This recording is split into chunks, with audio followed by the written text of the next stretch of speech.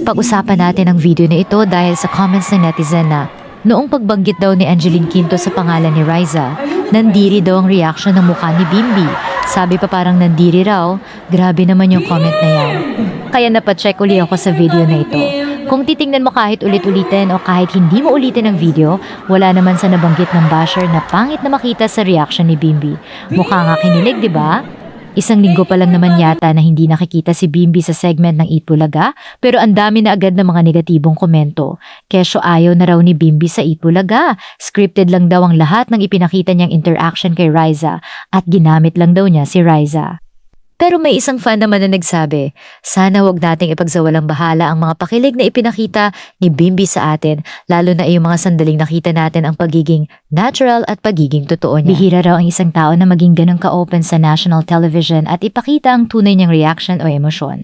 Kung hindi naging genuine ang mga ipinakita ni Bimbi, baka hindi rin tayo ganun ka-hook sa tandem nila. At kung hindi tayo naniwala sa chemistry na nakita natin, baka hindi rin tayo masasaktan o maapektuhan ngayon. Grabe na rin talaga ang ilang bashers ni na Bimbi at Riza, kung ano-ano na ang mga sinasabi at ipinupuna sa dalawa. Si Bimbi ay 19 years old pa lang, bata pa siya, kaya sana naman ay mag-isip muna bago magbitaw ng masasakit na salita. May mga nanlalait sa kanyang katawan at tinatawag siyang kung ano-anong pangalan. May iba pang ang pumupuna sa kanyang itsura at pinagmulan. Grabe naman kayo, bashers!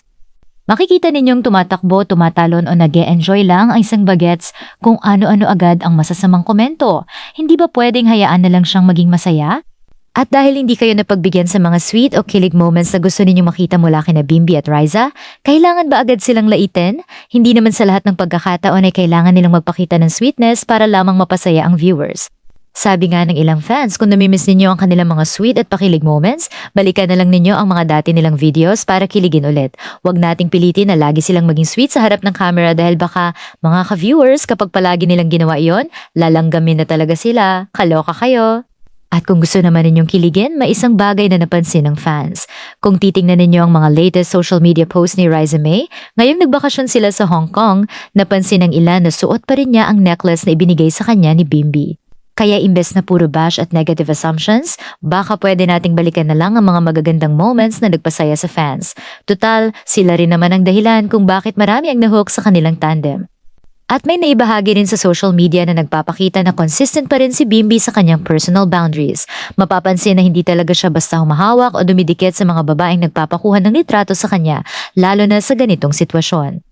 Para naman sa ikagagaan daw ng loob ng lahat at para sa gumaling na din si Kris Aquino, panawagan ng ilang fans ng Maybe, stop bashing Bimbi. Sabi ng Maybe fanatics, lalong ma-stress si Kris kapag sobra-sobra na pambabash nyo kay Bimbi. Huwag na rin nating dagdagan ang pressure o stress na maaaring nararanasan nila. Mas mabuting suportahan na lang natin sila at hintayin ang tamang panahon para sa kanilang muling pagkikita. Kita kits mga ka-Maybe!